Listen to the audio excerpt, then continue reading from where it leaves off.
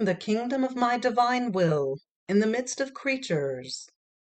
Book of Heaven, Volume 33, Part 4. February 10th, 1934. One who lives in the divine will is raised in its arms. And the divine will, with its strength, makes of her the little winner. The creature is the little queen who, with her Jesus in her heart, repeats his life. I feel I am the little daughter, but so little as to feel the extreme need for the divine will, more than mother to me, to carry me in its arms, feed me the words, administer the motion to my hands, sustain my step, form the heartbeat in my heart and the thought in my mind. O divine will, how much you love me! I feel your life pouring into me to give me life. And as though in waiting, wanting the atoms of my acts in order to invest them with its creative strength, and tell me, the atoms of my daughter match me because they possess my invincible strength.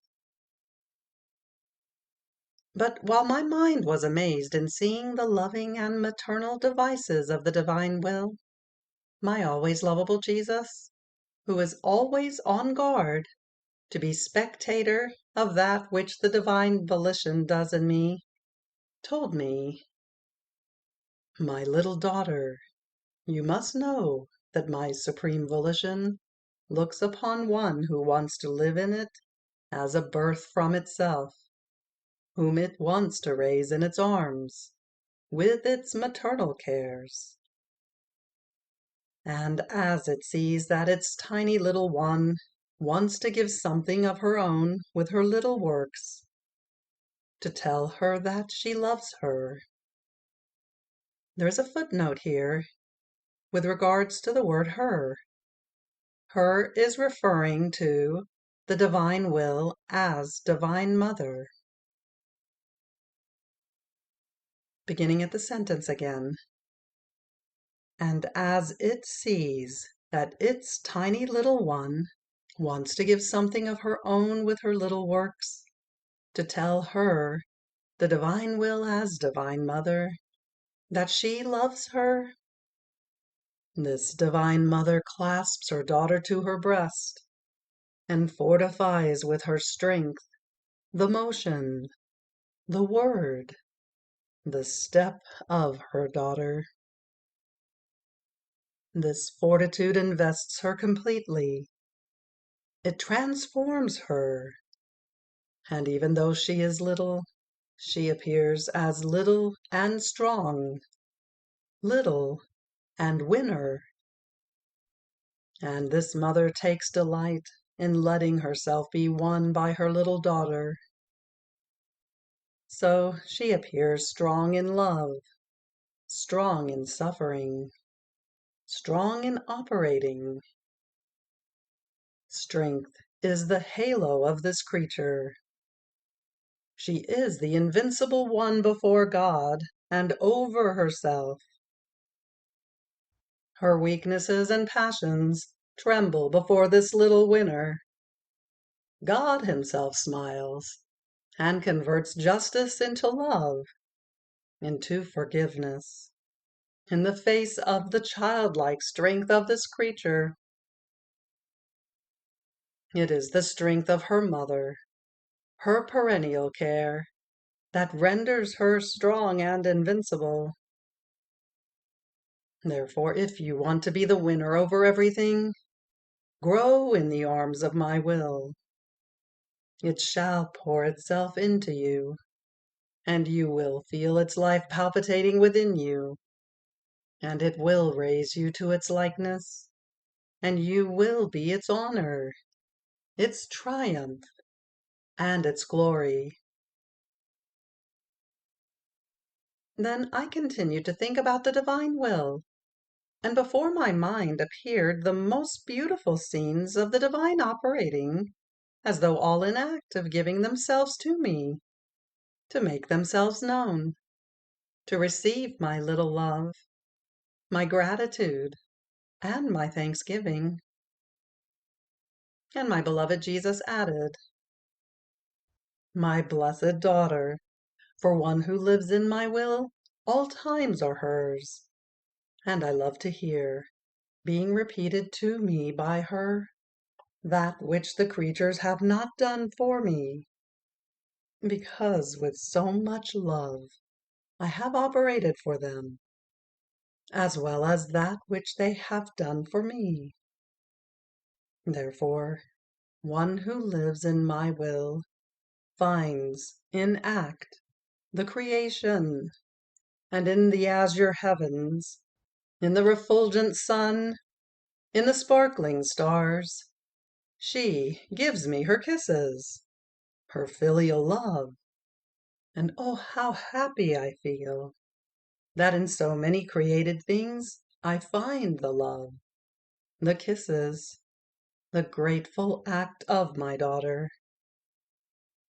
And I convert all things into joy for her, into defense, and her own property. Oh, how beautiful it is to be recognized, loved in those same works, because we have made them, and we have loved.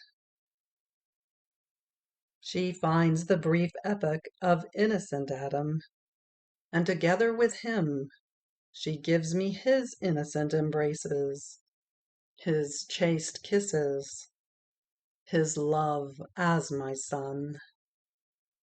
And oh, how happy I feel, for I see my paternity recognized, loved, honored.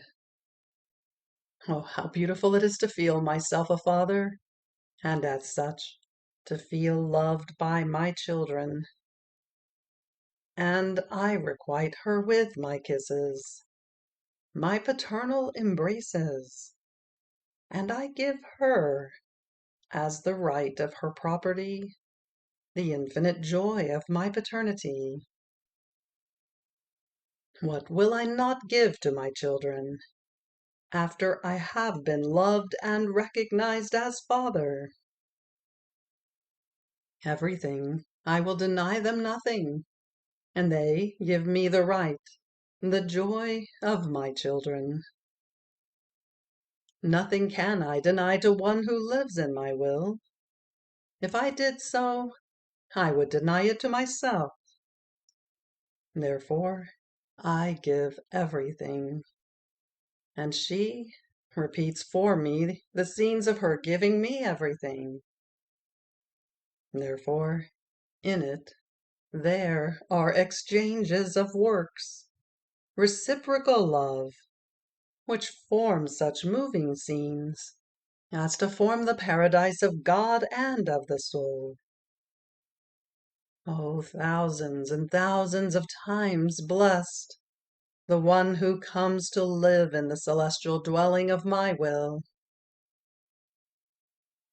You must know that one who does the divine will enters into it as queen, and as such she comes before us with the cortege of all our works. So she makes the conception of the Virgin her own, and identifying herself with her and with us, she gives us what we gave to her and what she gave to us. And we feel we are being given the love, the glory of the immense seas with which we endowed this Virgin, and all of her acts moving again, as if she were just repeating them to us. And oh, what abysses of graces are renewed between heaven and earth! The soul in our will places it in the condition of acting as the repeater of its works, and while it repeats them, it endows the one who gave it the occasion. And since the creature is incapable of giving us all in one act, which for us is formed in one single act. Her littleness keeps moving about within our will. And now she takes one of our works, now another, and with the dominion that our will gives her, she descends into the incarnation of the Word. And oh, how beautiful it is to see her invested with His love, pearled with His tears, adorned with His wounds, possessing His prayers. All the works of the Word surround her inside and out, and what's more, convert it for her into joys, into beatitude, into fortitude, with the inseparability of her Jesus, whom she holds in her heart as in a sacred temple, to act as the repeater of His life. Oh, what moving scenes she performs before God! With her Jesus in her heart, she prays, suffers, loves together with Jesus. And in her childlike littleness she says, I possess Jesus. He dominates me, and I Him. Even more, I give Him what He does not have, my pains, to form His complete life in me. He is poor in pains because He is glorious. He cannot have them, and I make up for what He does not have, while He makes up for what is lacking in me. So, in our will, the creature is the true queen. Everything is hers, and she gives us such surprise of our works as to enrapture us. And she forms our happiness that the creature can give us in our most holy will. Fiat. February 24th, 1934. The creature, by doing her will, loses the head, the divine reason, the order, the regime. Jesus is head of the creature. While I continued my round in the divine will, its sweet empire, its irresistible force, its love, and its inextinguishable light pour upon my littleness, which, as though enraptured, finds itself in the sea of the divine will. And oh, the sweet surprises! Its ways ever new, its enrapturing beauty, its immensity that carries everyone and everything as though on its lap. But that which strikes the most is its love for the creature. It seems to be all eyes to look at her, all heart to love her, all hands and feet to carry her clasped to its bosom, and to give her the step. Oh, how it yearns to give its life to the creature, that she may live of its life. It seems it is a delirium that it has, a commitment it has taken on, a victory it wants to achieve at any cost, that its life may form the life of the creature.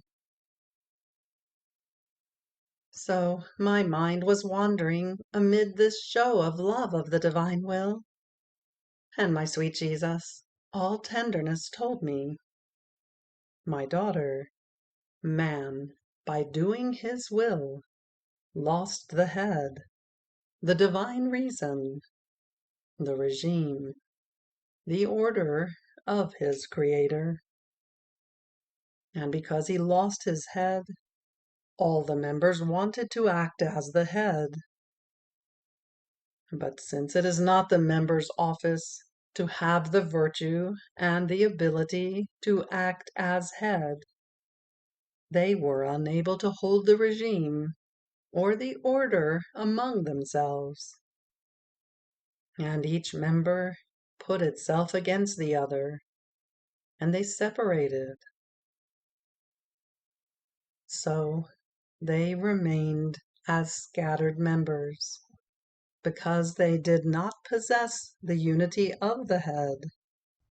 But our Supreme Being loved man, and seeing him without a head, we pitied him, and he was the great dishonor of our creative work, nor could we tolerate so great a havoc in the one we loved so much. Here, then, our divine will dominated us, and our love conquered us, and making me descend from heaven to earth, it constituted me head of man, and reunited all the scattered members under my head. And the members acquired the regime, the order, the union, and the nobility of the head. So my incarnation, everything I did and suffered, and my very death, were nothing other than the way I covered to go in search of these scattered members, and make the life, the warmth, and the resurrection of the members that were dead flow from the virtue of my divine head, so as to form of all human generations one single body under my divine head. How much it cost me! But my love made me surpass everything, face all the pains, and triumph of everything. Now, my daughter, see then what it means not to do my will, to lose one's head, to separate from my body, and like detached members, with difficulty and gropingly, walk down here like many monsters, such as to arouse pity. All the good of the creature is centralized in my divine will, and it forms our glory and that of the human generations. Here is the reason, then, for our delirium, our commitment, and we want to win by way of love and of unheard of sacrifices, that the creature may live in our will.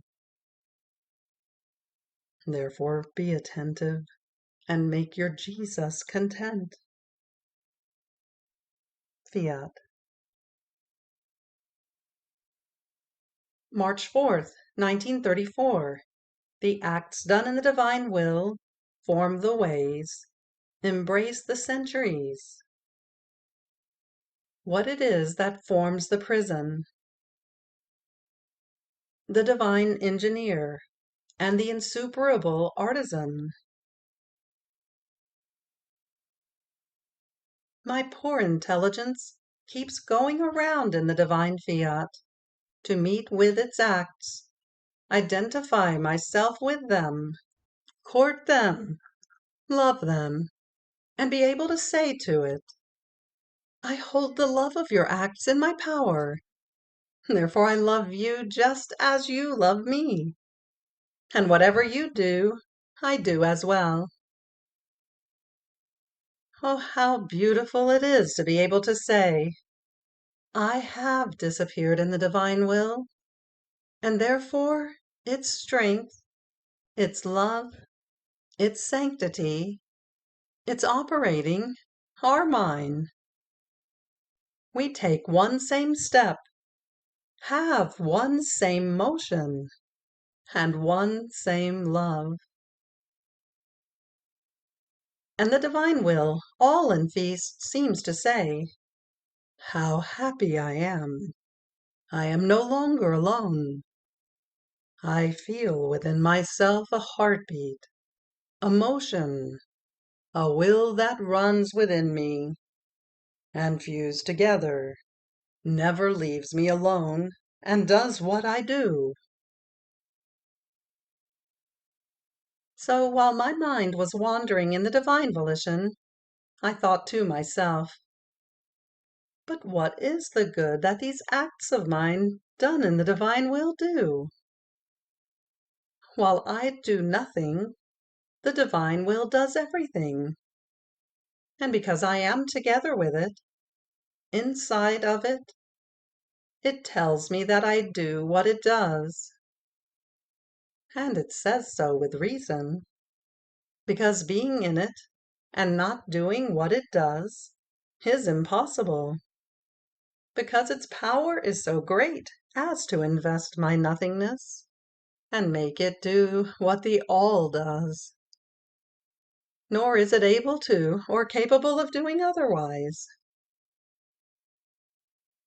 Then my sweet Jesus, surprising me with his short little visit, told me, "My little daughter of my will, how beautiful it is! No greater honor can the creature receive than that of being admitted into it. Instance, the littlest acts done in it embrace centuries, and since they are divine, they are invested with such power that whatever one wants to do with them, everything can be done, and everything can be obtained. The divine being remains bound in these acts, because they are his own acts, and he must give them the value which they deserve. Moreover, you must know that the acts done in my will form the ways that must serve the souls to let them enter into it, and they are so necessary that if heroic souls who live in it don't come out first, in order to form the main avenues of its kingdom, not finding the ways, the generations will not know what to do in order to enter into my will. My daughter, in order to form a city, the ways must be formed first, which form the order that a city must have, and then are the foundations laid to build it up.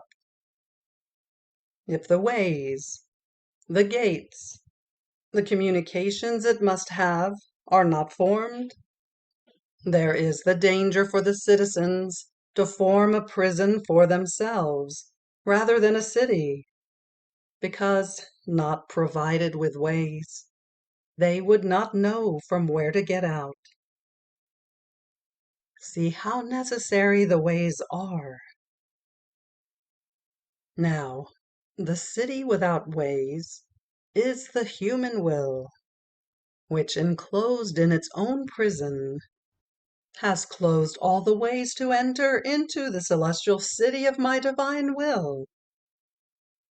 Now the soul who enters into it breaks the prison, knocks down the unhappy city without ways, without exits, and united with the power of my will, divine engineer, she forms the plan of the city, orders the ways, the communications,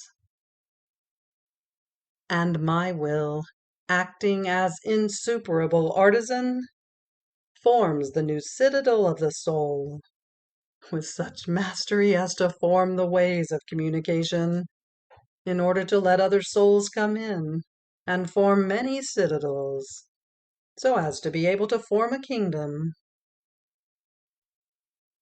The first will be the model of the others.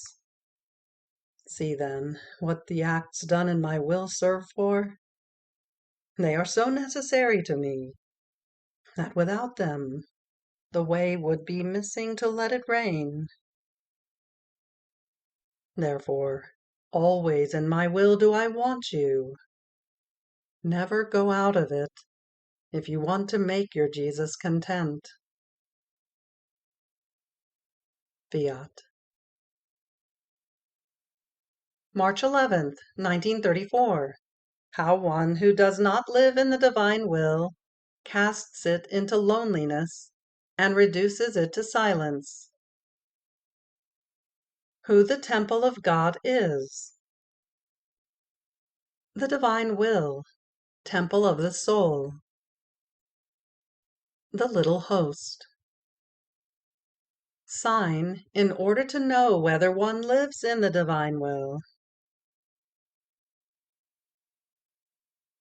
I seem to hear the continuous echo of the divine fiat that booms in my soul, and with its invincible power calls my little acts into its own acts, to make them one. And it seems to delight with its creature. It does not feel lonely. It has someone to whom to tell its joys and its sorrows. In some, it feels neither in loneliness nor reduced to silence. On the other hand, with one who does not live in the divine will, it feels the weight of loneliness, and if it wants to speak and entrusts its secrets, it is not understood, because the light of its will is missing, which allows the creature to understand its celestial language.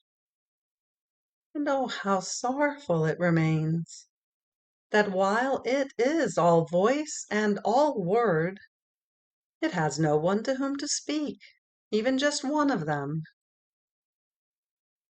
Oh, adorable will, make me live always within you, that I may break your loneliness and give you the field to let you speak.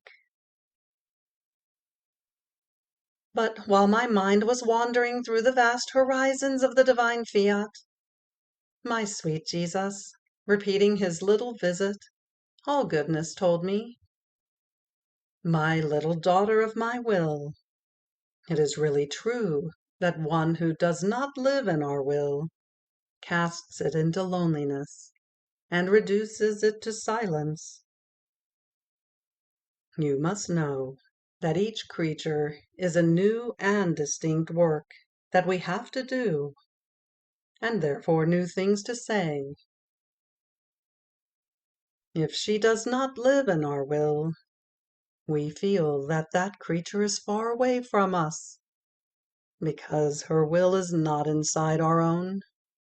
Therefore, on her part, we feel lonely, hindered in our work. And if we wanted to speak, it is as if we wanted to speak to the deaf, to the mute. Therefore, one who does not live in our will is our cross. She hinders our step. She binds our arms. She knocks down our most beautiful works. And I, who am the Word, I am reduced to silence. Now you must know that the soul in grace is the temple of God. But when the soul lives in our will, God makes himself temple of the soul. And oh, the great difference between the creature, temple of God, and God, temple of the soul. The first is a temple exposed to dangers, to enemies, subject to passions. Many times our Supreme Being finds himself in these temples, as in the temples of stone, unattended, not loved as he should. And the little lamp of her continuous love, which she should keep in homage to her God who dwells within her, without the pure oil, is extinguished. And if, heavens forbid, she falls into grave sin, our temple collapses and is occupied by thieves, our enemies and hers, who profane it and make havoc of it. The second temple, that is, God, temple of the soul, is not exposed to dangers. The enemies cannot get close. Passions lose life, In this divine temple of ours, the soul is like the little host that holds her Jesus consecrated within it, and with the perennial love that she draws, receives, and feeds on, she forms the little lamp, alive, always burning, without ever becoming extinguished. This, our temple, occupies its royal place, its fulfilled will, and it is our glory and our triumph. And the little host, what does she do inside this temple of ours? She prays, she loves, she lives of divine will. She substitutes for my humanity on earth. She takes my place of pains. She calls the whole army of our works to form our cortege. Creation, redemption, she holds them as her own, and she commands over them. And now she places them around us, like an army in act of prayer, of adoration. Now like an army in act of loving us and glorifying us. But she is always at the head of them, doing whatever she wants our works to do. And she always concludes with her refrain, so very pleasing to us. Your will be known and loved, and may it reign and dominate in the entire world. So all the yearnings, the longings, the interests, the cares, the prayers of this little host that lives in our divine temple are for our Fiat to embrace all, put all the evils of creatures aside, and with its omnipotent breath form its place in the hearts of all, so as to make itself life of each creature. Can anyone ever perform an office more beautiful, more holy, more important, more useful to heaven and to the earth than this little host who lives in our temple? Moreover, our love, our power, makes all the shows, all the industries, all the stratagems with one who lives in our will. It makes itself small, and encloses itself in this soul, in order to form its life, and nothing is left of her but the guises to cover it. It makes itself immense, as it is, and shapes itself as sumptuous temple to keep her safe inside of it and enjoy her company. One who does our will is always occupied with us, and we are always occupied with her. Therefore, be very careful to let yourself always be found in our will. After this, I continued to think about the divine volition, and my beloved Jesus added, the sign that the soul lives in my will is that all things, internal and external, are bearers of my will. In fact, to say, I possess its life, and not to feel it, is impossible. Therefore she will feel it in the heartbeat, in the breath, in the blood that circulates in her veins, in the thought that forms in her mind, in the voice that gives life to her word, and so forth. So the internal act, echoing on the outside, makes my will to be found in the air that she breathes, in the water she drinks, in the food that she takes, in the sun that gives her light and heat.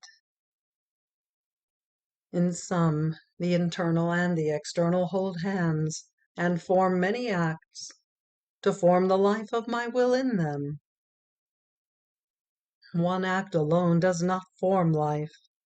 but continuous and repeated acts form the life.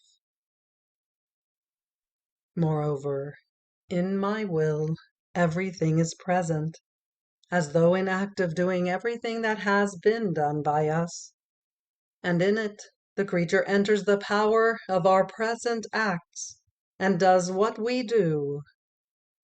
She remains invested by our creative force, by our love that always arises. She comprehends that it is precisely for her that it does everything. And oh, how she loves, and how she wants to do everything for her Creator. On the other hand, outside of our fiat, what we have done is seen as past things, done for everybody, not for herself alone. Therefore love does not awaken.